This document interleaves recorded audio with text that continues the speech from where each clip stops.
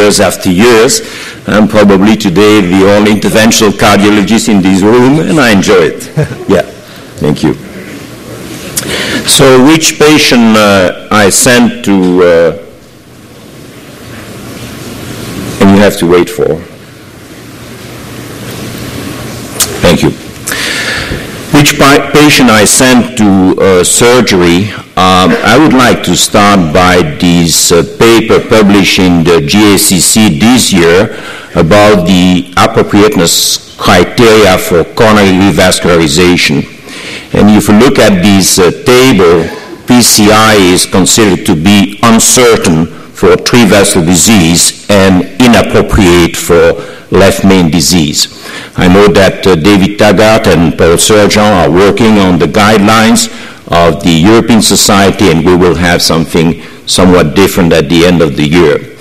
In my talk, I would like to review some meta-analysis of previous randomized trial, talk a little bit about ARCS-2, syntax, look at high-risk patient and lesion, and finally make some appraisal of score, old score, and potentially new score, and I'll show you what we think about a clinical syntax score for the future. This year with Mark Latke, we publish in the Lancet collaborative analysis of individual patient data from 10 randomized trial. We had there 7,800 patients from ARCS, Barry, Cabri, EASE, ERASI, Gabi, MAS, RITA, SOS, and Toulouse. As you could see, the incidence of diabetes at that time was rather low, 16%, and this population had only a 35% incidence of tri-vessel disease and a follow-up median of 5.9. And Frederick Moore always insists that these patients were what we say cherry-picking, and it is true, there was a high selection process. But nevertheless, it is interesting to see that at 5 years follow-up, the survival for surgery was 91.6, 90% for PCI. You see the hazard ratio and the p-value. Survival without MI, 84.6. CABG, 83.3 PCI, hazard ratio and p-value. And then, of course, survival without MI and repeat revascularization, 79.9 versus 63.6. That's a delta of 16.3. It's a reduction of about 50% of the risk, and it's highly significant. Now, I would just like to show that slide, which is the CABG PCI hazard ratio with clinical subgroup from a univariate Cox proportional hazard model. And what we found is that the CABG PCI hazard ratio was 0.98 in patients without diabetes and 0.71 in patients with diabetes. And the evidence for an interaction of diabetes with treatment assignment was stronger after adjustment for age, sex, smoking, hypertension, prior MI, heart failure, and tri-vessel disease. And the interaction of diabetes and treatment assignment remained significant after omitting patient enrolled in the Barry trial. So it is a very strong piece of evidence. Thus, to summarize this data, I would like to say that the long-term survival of patients with multivessel coronary artery disease randomized to CABG or PCI is not significantly different in this historical review. Patients with diabetes have a significant survival benefit from CABG, and I didn't show this data, but angina at 1 year of follow-up was significantly less frequent among patients assigned to CABG than among patients assigned to PCI. I would like to say a few words about ARCS-2 because there is a message there. This is a registry using the ARCS-1 trial as an historical comparison, and that's a surgery of about 10 years ago. But nevertheless, it is interesting to make this comparison. ARCS-2 is basically the same inclusion criteria that in ARCS-1, but using the first generation of drug-eluting stent. And if you look at the freedom from death up to 5 years, you don't see any difference between the bare metal stent, the drug-eluting stent, and the surgery. But if you look at the freedom from MACE up to 5 years, you see a clear difference between the bare metal stent in blue and the drug-eluting stent in red, 58.5% and 72.5%. And if you look at the bypass surgery historical group, you see a difference between the drug-eluting stent, 72.5 versus 78.9. That's going to be published very soon in JSCC. The important point is that you see a crossing of the two curves around 1 year, 2 years for the freedom from MACE. Now, this is a very interesting slide. This is the freedom from death MI, and MACE. And as you could see, have superimposed on this Kaplan-Meier curve small symbols. First, triangle. The triangle is a possible stent thrombose, that is any unexplained death. Then you have some square, which is probable stent thrombose, MI in the stented area. And then you have a circle for definite stent thrombose, angiography, demonstration, or pathological confirmation. And you could see that there is out of 176 patients with MACE, 56 has experienced definite, possible, or probable stent thrombose. And if you remove these stent thrombose, and technically we are working on that by better coating, etc., you could see that we could improve the outcome in terms of death, MI, and MACE. One thing which is interesting is that even before the publication of Syntax, we published the Syntax score applied to the ARTS-2. And it's now 5 years follow-up. This is also coming in JSCC as a publication. Of course, the cutoff criteria are quite different, but you see that for the low Syntax score, less than 16, we had a MACE-free of 80.1 versus 70.1 in the intermediate and 67.1 in the highest Syntax score. There's clearly difference between the low Syntax score and the high and intermediate Syntax score. And I could not resist to superimpose the curve of surgery over 5 years, and maybe there is there a message that in the very low Syntax score, we may offer an alternative to surgery. And that's basically the message of the second part. At 5 years follow-up, the overall MACE rate in ARTS-2 drug-eluting stent became higher than CABG, while it remains lower than in ARTS-1 BMS bare metal stent. 30% of MACE events observed at 5 years were related to possible, probable, or definite stent thrombose, suggesting that about 1/3 of events could be prevented by elimination of stent thrombose. The Syntax score has a discriminative function in predicting intermediate and long-term clinical outcome in multivessel disease. PCI is a valid option in patients with low Syntax score, but PCI is not a viable option of treatment in patients with high Syntax score. And let's say a word of the Syntax. The Syntax is basically a global population of more than 3,000 patients, and by consensus between the two physicians, 1/3 of the patient were sent to surgery, and 200 patients get the kind of compassionate PCI.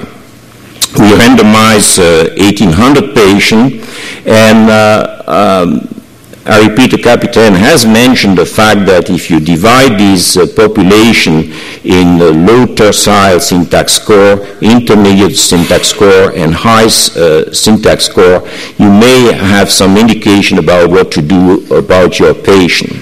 This is what summarized the slide that he has shown. In the left main, surgery MACE 18.8 versus 15.5. In the intermediate Syntax score, both 22.4, and in the high Syntax score, 29.7 for PCI, 17.8 for bypass surgery. So it might be somewhat legitimate to treat left main with low syntax score and intermediate syntax score.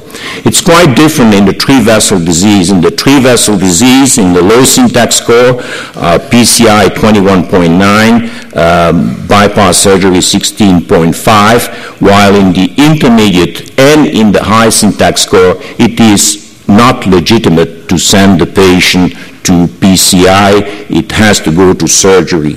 So you could regroup all these pieces of pie, and my takeoff at 2 years, at least for 2 years, is that the result of the syntax trial suggests that 66% of all patients are still best treated with CABG. However, for the remaining patient, PCI is an alternative to surgery at least for 2 years.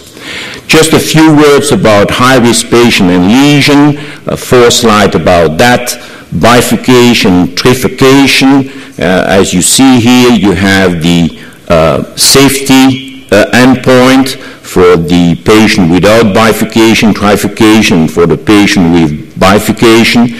And I think it's fair to say that in patients with bifurcation, trifurcation, there is comparable overall safety outcome in CABG and PCI, but similar to the overall population, there was a significant increase in revascularization in the PCI group and an increase of CVA in the CABG group.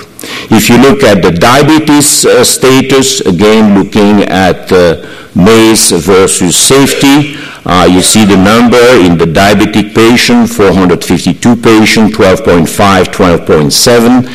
Similar safety profile between CABG and Taxus. We will see if it is still true after 5 years. You remember the meta-analysis of the historical randomized trial. Total occlusion. Again, looking at the safety issue in the total occlusion, patient with total occlusion, 479 patients, some difference. So the safety outcome there is slightly higher than in PCI compared to CABG, and there is, of course, a high rate of revascularization when compared to CABG. And finally, the elderly, older than 70 years old, again, you see a slightly high here, 14.2, 16%, slightly high but non-significant rate of death, stroke, and MI in CABG and PCI, and of course a higher rate of revascularization in Taxus. Then finally, a few words about the score. This is an interesting slide because it's now mixing the syntax score, which is an angiographic score, and we are looking here at the cohort with a low syntax score, it's small numbers, and then we take the median for the Euro score. And you see that if you combine a low syntax score with a low Euro score, you see surgery with a rate of 12.2% and PCI with a rate of 18.8%. And it is subgroup analysis, and you will hear Elizabeth about that. It is interesting to see that you take the same low score, but then a patient with a higher score, you have the reverse of the curve. Now the PCI is at the bottom, and the surgery is at the top. And to confuse you a little bit more, if you take the high syntax score, 33, you see that if the Euro score is low, PCI is close to bypass surgery, 18.9% and 15.4%. But if you combine a high syntax score and a high Euro score, more than 4, then the difference became gigantic, 34.9% for PCI and 15.4%. Forget these things. It is subgroup analysis. I try to confuse you. The point I'm trying to make is that we have to do something better than the Euro score and something better than the syntax score. And this is what we are proposing. I've been very much impressed by this paper of Ranucci, which has shown that for surgery, a model using 3 simple clinical variables is as effective for risk stratification compared to models using multiple clinical variables. That's published in Circulation DES.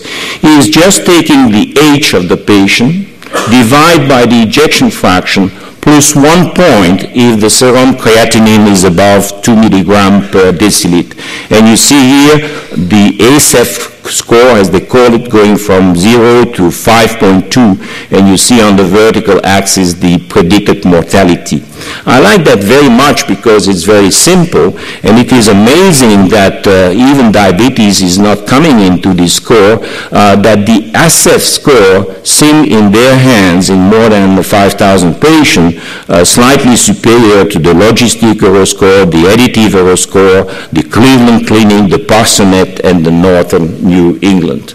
So what we did is that we took 2 patients of syntax, one with a syntax score of 36, an angiographic score, and the other patient with a syntax score of 16. But the first patient is 60 years old and has an ejection fraction of 60% and has no elevated creatinine, while the others with quite a benign syntax score is an 80 years old individual with a 40% ejection fraction and creatinine which is above 2 milligram. So if you make the simple calculation, 36 is multiplied by 1, while 16 is multiplied by 3, and you get a clinical syntax score, if I may say so, of 36 and 48. Now, we have already tested that in the ARCS-2 population with a 5 years follow-up, and we were pleased to see that the ASEF, the age, ejection fraction, and creatinine in red has area under the curve of 0.73. The syntax score in this PCI population, I insist, has a syntax, an area under the curve of 70, and the new clinical syntax score in green has an area under the curve of 80. So we would like to apply that in the future. So the conclusion is that the long-term survival, 5 years of patient with multivessel disease, historically randomized between CABG and PCI, is not significantly different. Patient with diabetes has a significant survival benefit from CABG. In patient with multivessel disease treated with drug-eluting stent, 1/3 of MACE events observed at 5 years were related to possible, probable, or definite stent thrombose, suggesting that these events could be prevented by elimination of stent thrombose.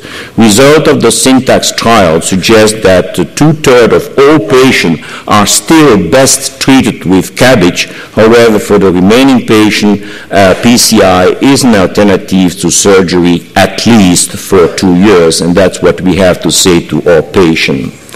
My conclusions are based on post-hoc subgroup analysis, are not guidelines, since this hypothesis-generating analysis were not prospectively and appropriately powered. And I see Elizabeth talking to Paul Sergent in the first row.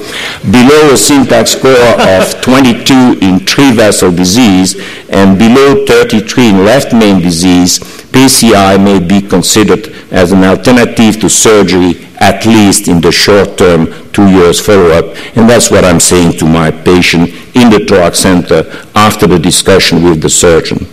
My practical recommendation is, for the time being, that surgeon, interventional cardiologist, and non-invasive cardiologist, the responsible gatekeepers, jointly assess all their 3-vessel and left main disease using clinical risk score and syntax score, and come to a consensus which potentially integrate some of the information gained during the first 2 years follow-up of the syntax study. Thank you very much.